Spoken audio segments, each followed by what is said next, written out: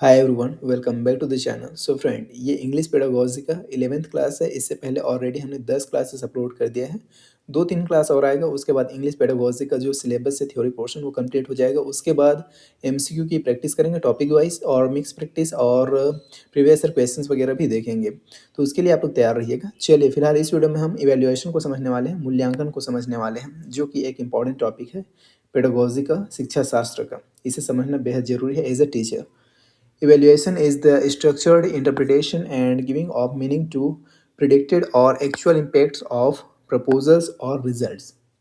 मूल्यांकन किसी भी प्रस्ताव या परिणामों के अपेक्षित या फिर यह कह सकते हैं कि वास्तविक प्रभावों की संरचित व्याख्या और उन्हें अर्थ प्रदान करने की प्रक्रिया है। स्ट्रक्चर्ड इंटरप्रिटेशन, संरचित व्याख्या। It forms an integral part of the whole learning process and is done at regular basis. यह संपूर्ण अधिगम प्रक्रिया का एक अभिन्न अंग है, इंटीग्रल पार्ट, और नियमित आधार पर इसे किया जाता है। उसके बाद अगला है, it is closely related to educational objectives and is a continuous process. यह शैक्षिक उद्देश्यों से निकटता से संबंधित है और एक सतत प्रक्रिया है। कॉन्टिन्यूस प्रोसेस, ये एक सतत प्रक्रिया है। The aim of both assessment and evaluation is to measure children's ability, perception and learning. आकलन और मूल्यांकन दोनों का उद्देश्य क्या है? तो बच्चों की क्षमता, धारणा और अधिगम को मापना। एबिलिटी, परसेप्शन और लर्निंग। एबिलिटी मतलब क्षमता, परसेप्शन मतलब धारणा, और लर्निंग मतलब अधिगम। इनको मापना ही क्या है? मेन उद्देश्य है दोनों का। असेसमेंट मतलब आकलन, इवेल्युएशन मतलब मूल्यांकन, दोनों का। उसके बाद अगला पॉइंट है इसमें, Through evaluation, the objectives of the three sides are measured: cognitive, emotional and functional. देखिए, मूल्यांकन के माध्यम से तीन पक्षों के उद्देश्यों को मापा जाता है, जिसमें कॉग्निटिव मतलब संज्ञानात्मक, इमोशनल मतलब भावनात्मक, फंक्शनल मतलब क्रियात्मक या कार्यात्मक बोल सकते हैं। इन पक्षों को मापा जाता है। Assessment is a brief process that occurs during evaluation, while evaluation is a comprehensive process. ये लाइन बेहद इंपॉर्टेंट है। इससे घुमा फिरा के कई प्रकार के सवाल बनते हैं और सवाल पूछा जाता है और पूछा जा चुका है और आगे भी इससे सवाल पूछे जाएंगे। इसका मतलब क्या हुआ? आकलन, जो असेसमेंट है, जो आकलन है, इज़ अ ब्रीफ प्रोसेस, मतलब ये एक संक्षिप्त प्रक्रिया है। दैट अकर्स ड्यूरिंग इवेल्युएशन, जो मूल्यांकन के दौरान होती है। While evaluation is a comprehensive process, जबकि जो मूल्यांकन है, तो ये कैसे प्रक्रिया है? तो ये एक व्यापक प्रक्रिया है, comprehensive process. Evaluating language proficiency includes evaluating the skills of listening, speaking, reading and writing LSRW। भाषा प्रवीणता के मूल्यांकन में लिसनिंग मतलब सुनना, स्पीकिंग मतलब बोलना, रीडिंग मतलब पढ़ना, राइटिंग मतलब लिखना। सुनना, बोलना, पढ़ना और लिखना कौशल का मूल्यांकन शामिल है। क्लियर है? उसके बाद अगला पॉइंट जो कि बेहद इंपॉर्टेंट है, a language teacher should tolerate errors while the learner communicates in the target language. एक भाषा शिक्षक को शिक्षार्थी द्वारा जब लक्ष्य भाषा में संप्रेषण कर रहा है और उस समय कोई मिस्टेक हो जाता है, कोई गलती हो जाती है, कोई त्रुटियां हो जाती है, तो उसको सहन करना चाहिए। Tolerate errors while the learner communicates in the target language. Clear है? उसके बाद आगे समझते हैं इंपॉर्टेंस ऑफ इवेल्युएशन, मूल्यांकन का महत्व। इवेल्युएशन सर्व सेवरल की पर्पजेस। मूल्यांकन के प्रमुख उद्देश्य हैं जो कि निम्नलिखित हैं। टू चेक मतलब जांचने के लिए। It helps the teacher know whether the teaching methodology adopted was successful or not. यह शिक्षक को यह जानने में मदद करता है कि अपनाई गई शिक्षण पद्धति सफल थी या नहीं। उसके बाद दूसरा है टू जनरेट एन आइडियाज, विचार उत्पन्न करने के लिए। It helps the teacher know how successful students were in learning new skills such as LSRW। यह जानने में मदद करता है कि छात्र नए कौशल सीखने में कितने सफल रहे हैं, जैसे लिसनिंग, स्पीकिंग, रीडिंग और राइटिंग। डिसीजन मेकिंग, निर्णय लेने में। It helps the students determine which area of learning requires more attention. यह छात्रों को यह निर्धारित करने में मदद करता है कि सीखने के किस क्षेत्र पर अधिक ध्यान देने की आवश्यकता है। कैसे? तो उसे समझिए। जैसे आप बच्चों का मूल्यांकन करते हैं, कोई टेस्ट लेते हैं उनका, तो आप 2-3 टॉपिक से क्वेश्चन देंगे। 4 टॉपिक से अगर आपने क्वेश्चन दिया, तो 3 टॉपिक ऐसे होंगे जिसको वो अच्छे से बना लेगा। 1 टॉपिक होगा जिसको वो नहीं बना पा रहा है, तो वो ये समझ पाएगा ना कि इस टॉपिक पर मुझे ज़्यादा ध्यान देने का ज़रूरत है। तो किससे पता चला? इवैल्यूएशन से पता चला, मूल्यांकन के थ्रू पता चला। टू इम्प्रूव अचीवमेंट, मतलब क्या हुआ इसका? उपलब्धि में सुधार।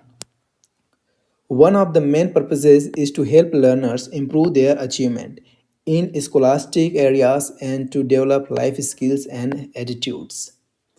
विद्यालय स्तर पर मूल्यांकन का मुख्य उद्देश्य क्या है? शिक्षार्थियों को शैक्षिक क्षेत्रों में अपनी उपलब्धि में सुधार करने और जीवन के व्यापक संदर्भ में जीवन शैली, जीवन कौशल और दृष्टिकोण विकसित करने में सहायता करने के लिए इवैल्यूएशन बेहद जरूरी है। क्लियर है? फिर है स्टेप्स ऑफ इवैल्यूएशन, मूल्यांकन के चरण। Evaluation is done through a systematic approach. मूल्यांकन एक व्यवस्थित दृष्टिकोण के माध्यम से किया जाता है। पहला है इसमें डिटरमाइन एजुकेशनल ऑब्जेक्टिव्स, शैक्षिक उद्देश्यों का निर्धारण करें। दूसरा है ऑर्गेनाइज लर्निंग एक्सपीरियंसेस, सीखने के अनुभवों को व्यवस्थित करें। तीसरा है मेजर बिहेवियरल चेंजेस, व्यवहार परिवर्तनों को मापें। चौथा है परफॉर्म टेस्ट, परीक्षण करें। ये 4 सिस्टमैटिक स्टेप्स है जिसके थ्रू क्या होता है? इवैल्यूएशन किया जाता है। क्लियर है? उसके बाद एक बेहद ही इंपॉर्टेंट टॉपिक आता है इसमें, SBA, स्कूल बेस्ड असेसमेंट। इससे आजकल भर भर के क्वेश्चन पूछे जा रहे हैं। यह है क्या? तो SBA is an assessment form performed at the school level by teachers and educators. यहाँ आकलन का वह स्वरूप है जो शिक्षकों द्वारा विद्यालय स्तर पर किया जाता है। It provides teacher with a good idea of what children have learned, how they learn, the difficulties they face, and their interest. यह शिक्षकों को इस बारे में जानने का एक अच्छा विचार प्रदान करता है या यह जानने में मदद करता है कि बच्चों ने क्या सीखा। What children have learned, बच्चों ने क्या सीखा। How they learn, बच्चों ने कैसे सीखा। The difficulties they faced, बच्चों को क्या कठिनाइयाँ आती हैं। एंड देयर इंटरेस्ट, और उनकी रुचियाँ क्या हैं। यह सब जानने में कौन मदद करता है? तो SBA, स्कूल बेस्ड असेसमेंट, जो कि टीचर्स एंड एजुकेटर्स, शिक्षकों द्वारा किया जाता है स्कूल लेवल पर, स्कूल स्तर पर। क्लियर है? SBA क्या है? तो स्कूल लेवल पर होने वाला एक असेसमेंट। उसके बाद समझते हैं टाइप्स ऑफ असेसमेंट, आकलन का प्रकार। एक बेहद इंपॉर्टेंट टॉपिक।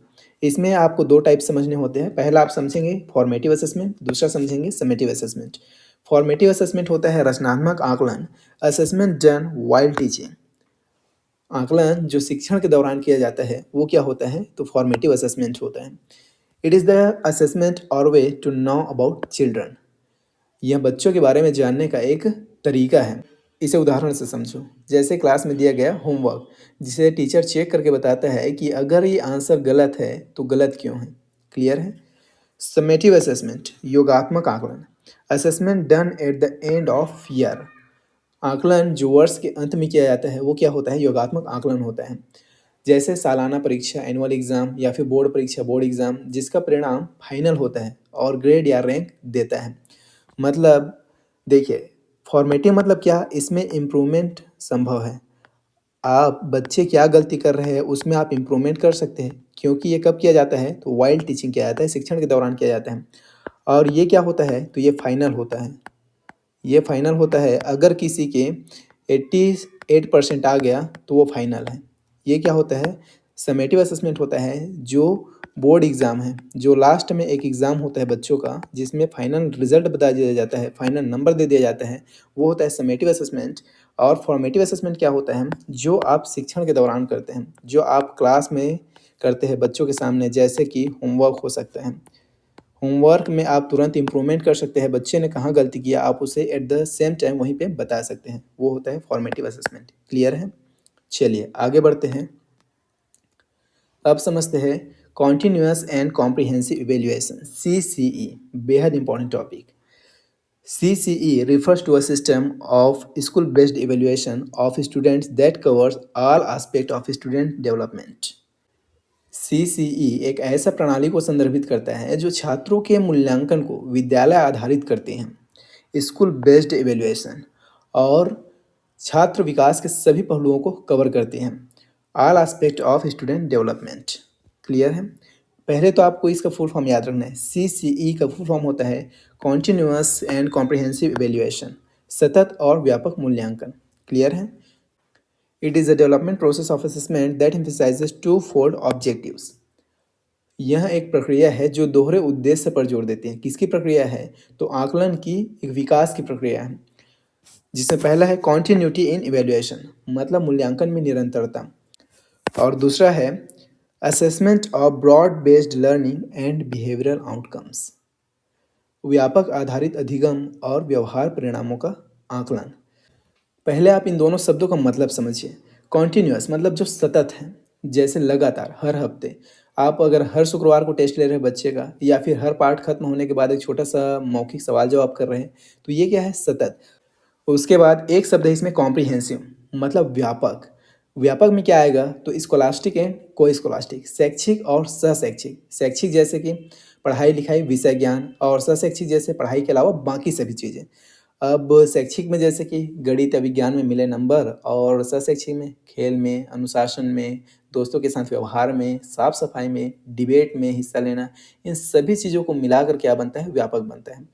और इवैल्यूएशन मतलब मूल्यांकन, इन सभी पक्षों का मूल्यांकन करना, मतलब सभी पक्षों का व्यापक, कॉम्प्रिहेंसिव और सतत लगातार मूल्यांकन करना ही क्या है? सतत और व्यापक मूल्यांकन है, कॉन्टिन्यूअस एंड कॉम्प्रिहेंसिव इवैल्यूएशन है। क्लियर है? The two areas of CCE are scholastic and co scholastic, मतलब CCE continuous and comprehensive evaluation के दो क्षेत्र हैं। एक है स्कॉलास्टिक मतलब शैक्षिक क्षेत्र, और एक है को स्कॉलास्टिक मतलब सहशैक्षिक क्षेत्र। क्लियर है? चलिए यहाँ पे समझते हैं कॉन्टिन्यूअस लगातार का मतलब क्या है। Refers to the regularity in the assessment, constructive feedback and frequency of task. इसका तात्पर्य आकलन में नियमितता, रेगुलरिटी इन द असेसमेंट मतलब आकलन में नियमितता, और रचनात्मक प्रतिक्रिया, constructive feedback and frequency of task, कार्यों की आवृत्ति से है। The development of a child is a continuous process, so it should be evaluated continuously. हम पढ़ते हैं ना, विकास एक सतत प्रक्रिया है, इसीलिए उसका मूल्यांकन भी कैसे होना चाहिए? तो मूल्यांकन भी लगातार किया जाना चाहिए। जैसे कि हमने आपको पहले ही बताया, जैसे हर शुक्रवार को, हर सोमवार को, या फिर आप वीक में हर हफ्ते में एक बार बच्चों का टेस्ट ले रहे हैं, या फिर कोई भी यूनिट आप पढ़ा रहे हैं, कोई भी अध्याय पढ़ा रहे हैं, उस अध्याय को कंप्लीट पढ़ाने के बाद आप उसका टेस्ट ले रहे हैं, और आप फिर उसका फीडबैक दे रहे हैं। सिर्फ गलती बताना नहीं, बल्कि यह भी बताना कि सुधार कैसे करें, ये सब चीज़ें आप कर रहे हैं।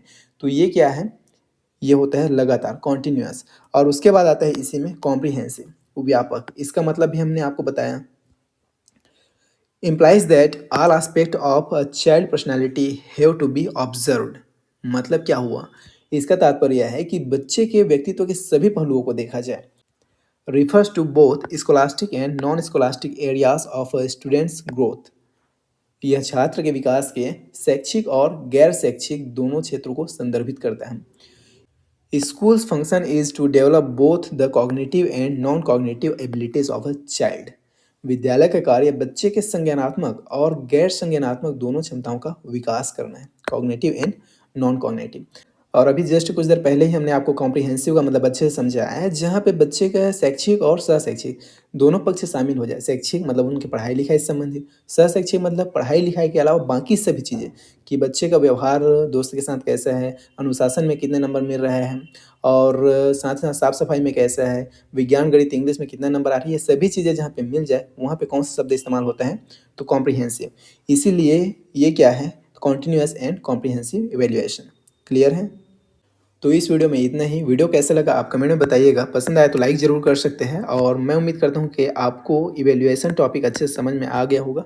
यहाँ से बनने वाले सवालों को आप इजीली सॉल्व कर पाएंगे। हमने इस वीडियो में इवैल्यूएशन को अच्छे से समझा, CCE को अच्छे से समझा, और साथ ही साथ असेसमेंट को भी एकदम अच्छे से समझा है। एंड डेफिनेटली यहाँ से जब भी सवाल आपसे पूछा जाएगा, आप उसको सॉल्व करके ही आएंगे। तो आगे अभी 2-3 क्लास और आएगा इंग्लिश पेडागोजी का, उसके बाद हम प्रैक्टिस सेशन स्टार्ट करेंगे, टॉपिक वाइज प्रैक्टिस करेंगे फिर सभी टॉपिक्स का, और उसके लिए आप लोग तैयार रहिएगा। मिलते हैं नेक्स्ट वीडियो में, तब तक के लिए टेक केयर।